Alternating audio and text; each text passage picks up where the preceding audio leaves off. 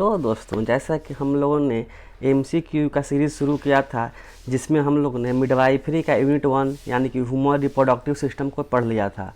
आज हम लोग देखेंगे मिडवाइफरी का यूनिट 2 जो महिला श्रोणि और भ्रूण खोपड़ी है। ठीक है, उसका टॉप 30 क्वेश्चन हम लोग देखेंगे जो एग्जाम में बार बार पूछे जाते हैं। तो चलिए शुरू करते हैं आज का पहला प्रश्न। तो पहला प्रश्न ये है, महिला श्रोणि का कौन सा प्रकार प्रसव के लिए सबसे उपयुक्त माना जाता है। आपको आंसर कमेंट करना है। तो सही जवाब हो जाएगा गाइनेकोइड, ऑप्शन बी गाइनेकोइड, ऑप्शन बी हो जाएगा सही जवाब गाइनेकोइड। अगला प्रश्न देखेंगे हम लोग, भ्रूण खोपड़ी की सबसे बड़ी व्यास यानी डायमीटर कौन सी होती है। ऑप्शन डी हो जाएगा मेंटोवर्टेक्स। अगला प्रश्न देखेंगे, कुछ टर्म आपको हार्ड लगेंगे पर मिडवाइफरी में सभी टर्म थोड़ा बहुत हार्ड ही है। ठीक है, अगला प्रश्न देखेंगे, भ्रूण खोपड़ी की सबसे छोटी व्यास कौन सी है। सबसे बड़ी व्यास देख लिए थे पिछला क्वेश्चन में, अब देखेंगे छोटी व्यास। ऑप्शन बी सब ऑक्सीपिटोबिग्रामेटिक। नेक्स्ट प्रश्न देखेंगे, भ्रूण खोपड़ी में कुल कितने फॉन्टेनेल्स होते हैं। आपको जवाब देना है, तो ये हो जाएगा 2 होते हैं, ऑप्शन ए। नेक्स्ट प्रश्न देखेंगे, भ्रूण खोपड़ी में एंटीरियर फॉन्टेनेल को क्या कहते हैं। आपको आंसर कमेंट करना है। तो इसका सही जवाब हो जाएगा ब्रेगमा कहते हैं इसे। क्या बोलते हैं, ऑप्शन सी ब्रेगमा। नेक्स्ट प्रश्न देखेंगे, श्रोणि का सबसे चौड़ा भाग होता है। तो आपको बताना है, पेल्विस का जो सबसे चौड़ा भाग होता है उसे हम लोग बोलते हैं false pelvis, option D. Next प्रश्न देखेंगे, भ्रूण खोपड़ी के कितने हड्डियां होती है। तो सही जवाब देना है। तो भ्रूण खोपड़ी में टोटल 6 हड्डियां होती हैं। अगला प्रश्न देखेंगे, निम्न में से कौन सा भ्रूण खोपड़ी का सटीक हिस्सा नहीं है। तो आपको बताना है इसमें से कौन सा भ्रूण खोपड़ी का हिस्सा नहीं है। तो ये हो जाएगा जॉन बोन। नेक्स्ट प्रश्न, श्रोणि में सबसे संकीर्ण भाग कौन सा होता है, यानी पेल्वी का सबसे संकीर्ण भाग कौन सा होता है। श्रोणि का मतलब होता है पेल्विस। तो ये हो जाएगा आपका ऑप्शन सी मिड पेल्विस जो होता है वह बहुत संकीर्ण होता है। अगला प्रश्न देखेंगे, भ्रूण खोपड़ी की कौन सी हड्डियां जोड़ीदार होती है। तो जोड़ीदार हड्डियां कौन सा होती है। तो ये होता है पेराइटल और टेम्पोरल, ऑप्शन सी पेराइटल और टेम्पोरल। नेक्स्ट प्रश्न देखेंगे, भ्रूण खोपड़ी के 2 फॉन्टेनेल्स होते हैं।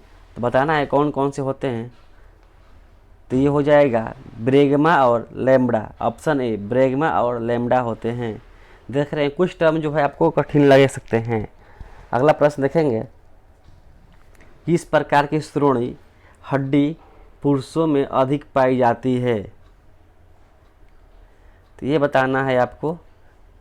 तो ऑप्शन हो जाएगा सी एंड्रोइड हड्डी होती है। नेक्स्ट प्रश्न देखेंगे, ब्रेगमा फॉन्टेनेल्स किस आकार का होता है। तो सही जवाब हो जाएगा चौकोर होता है, यानी चौकोर। अगला प्रश्न देखेंगे, लैम्ब्डा फॉन्टेनेल्स का आकार होता है। लैम्ब्डा फॉन्टेनेल का आकार होता है, तब इसका आकार कैसा होता है बताना है। तो ये हो जाएगा त्रिकोणीय, यानी कि त्रिभुज जैसा त्रिकोणीय आकार होता है। नेक्स्ट प्रश्न देखेंगे, भ्रूण खोपड़ी के कौन से व्यास सामान्य प्रसव में मुख्य भूमिका निभाते हैं। तो ये हो जाएगा ऑप्शन ए हो जाएगा बाईपायरेटियल और सब ऑक्सीपिटोबिग्रामेटिक। कितना खतरनाक नाम दिया है। नेक्स्ट प्रश्न देखेंगे, 17 नंबर प्रश्न देखेंगे। 17 नंबर प्रश्न है, सबमेंटोबिग्रामेटिक डायमीटर किस प्रसव स्थिति में देखा जाता है। Face presentation.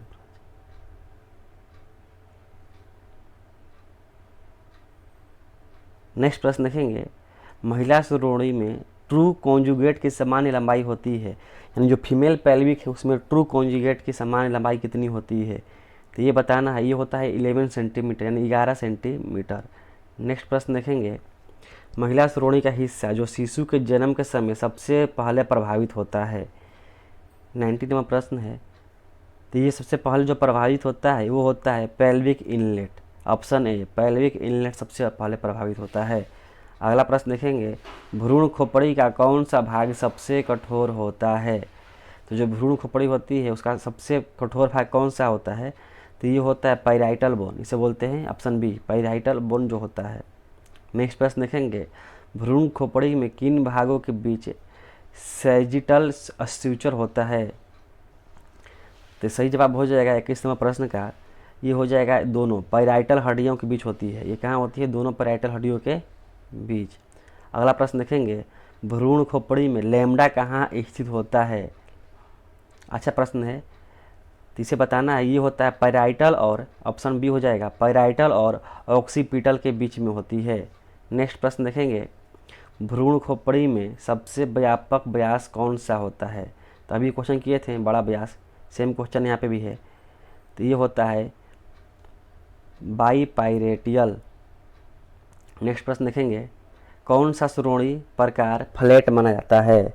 श्रोणि का कौन सा प्रकार जिसे हम लोग फ्लैट मानते हैं, तो सही जवाब हो जाएगा ऑप्शन सी हो जाएगा इसका, प्लेटीपैल्विक। नेक्स्ट प्रश्न देखेंगे, खोपड़ी में कितने प्रमुख व्यास होते हैं, यानी कितने मुख्य डायमीटर्स होते हैं। तो ये टोटल मुख्य जो डायमीटर होते हैं वो होते हैं 6, ऑप्शन सी हो जाएगा। नेक्स्ट प्रश्न देखेंगे 26 नंबर, भ्रूण खोपड़ी का कौन सा भाग जन्म के दौरान सबसे पहले बाहर आता है। जब डिलीवरी होती है तब जो भ्रूण होता है उसकी खोपड़ी का कौन सा भाग सबसे पहले बाहर आता है, ये प्रश्न है। तो ये सबसे पहले जो आता है उसको बोलते हैं वर्टेक्स, ऑप्शन डी हो जाएगा वर्टेक्स। नेक्स्ट प्रश्न देखेंगे 27 नंबर प्रश्न, लिखा है ऑक्सीपिटोफ्रंटल डायमीटर की लंबाई कितनी होती है। तो आपको सही जवाब देना है, इसकी लंबाई होती है 11.5 सेंटीमीटर होती है। अगला प्रश्न देखेंगे 28 नंबर प्रश्न, ट्रू पेल्विस और फॉल्स पेल्विस को विभाजित कौन करता है। ट्रू पेल्विस और फॉल्स पेल्विस को विभाजित कौन करता है ये बताना है आपको है। तो ये करता है पेल्विक आउटलेट, पेल्विक आउटलेट करता है। नेक्स्ट प्रश्न देखेंगे 29 नंबर प्रश्न, 29 नंबर प्रश्न है, इंड्रोइड पेल्विस में प्रसव का खतरा अधिक क्यों होता है। तो ये होता है आउटलेट जो होता है वो संकीर्ण होता है। आउटलेट क्या होता है, संकीर्ण होता है। आज का लास्ट प्रश्न देखेंगे, ट्रू कॉन्जुगेट मापने का सबसे सटीक तरीका होता है। ट्रू जो कॉन्जुगेट होते हैं उसको नापने का सबसे सटीक तरीका होता है, ऑप्शन सी, डायगोनल कॉन्जुगेट के से अनुमान लगाना, डायगोनल कॉन्जुगेट से अनुमान लगाना। पिछले में आपको क्वेश्चन नंबर 7 छूट गया था, तो आइए उससे भी कर लेते हैं क्वेश्चन नंबर 7 को। क्वेश्चन नंबर 7 ये है, बाईपायरेटियल डायमीटर की लंबाई होती है। तो सही जवाब हो जाएगा ऑप्शन ए 9.5 सेंटीमीटर। तो आज का मेरा ये लेक्चर समाप्त होता है। वीडियो अच्छा लगा हो तो लाइक करें और दोस्तों के साथ शेयर करें। धन्यवाद।